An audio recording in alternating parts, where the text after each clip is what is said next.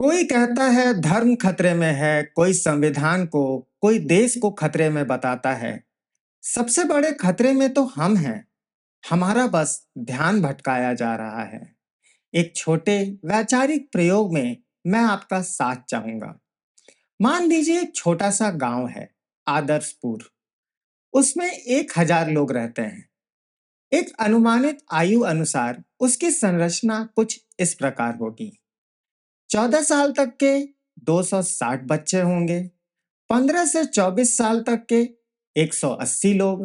25 से 44 तक 320 लोग। 45 से 64 तक 180 और 65 से ऊपर 60 लोग होंगे।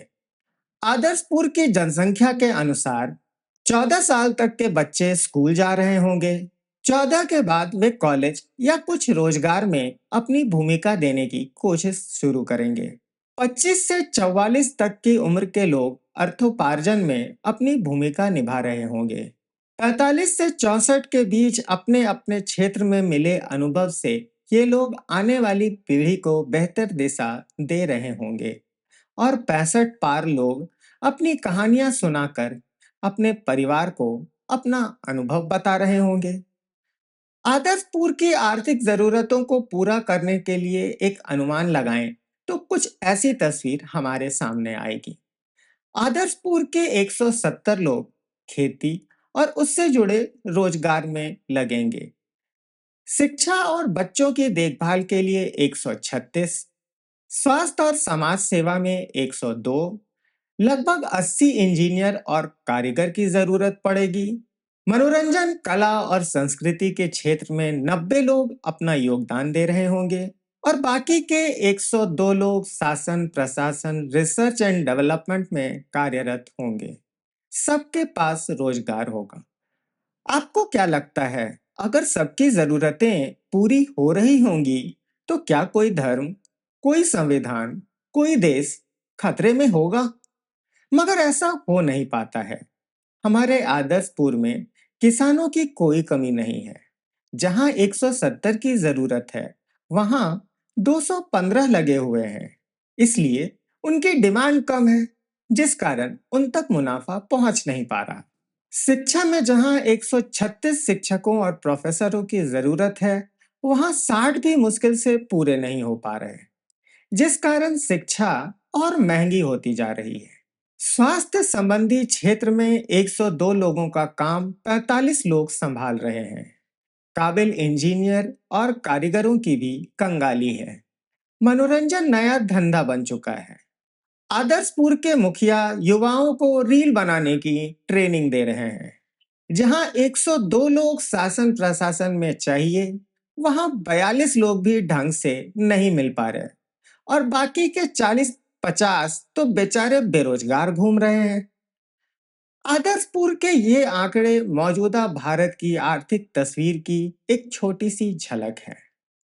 आपको क्या लगता है, आदर्शपुर की इस विपदा का कारण क्या हो सकता है? मेरी समझ से आपने भी अनुमान लगा ही लिया होगा कि आदर्शपुर की समस्या क्या है। क्यों खेती, किसानी, मजदूरी करने की इतनी मारामारी है? और क्यों डॉक्टर, इंजीनियर और शासन प्रशासन में लोगों की इतनी कंगाली? आदर्शपुर के लोगों ने मिलकर सोचना शुरू किया कि आखिर इस आर्थिक आपदा का दोषी कौन है। पहले तो सब एक दूसरे पर इल्जाम लगाते रहे। फिर किसी ने बोला, देखो, सबसे ज्यादा कमी डॉक्टरों, इंजीनियरों, शासन प्रशासन में कुशल लोगों की है। क्यों?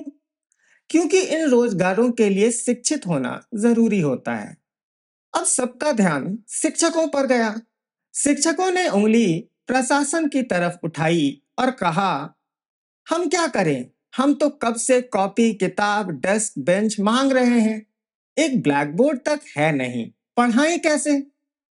चलो, इतने मंथन से इतना तो पता चला कि शिक्षा ही वह समस्या है जिसके कारण किसानों की जिंदगी बेहाल हुई पड़ी है।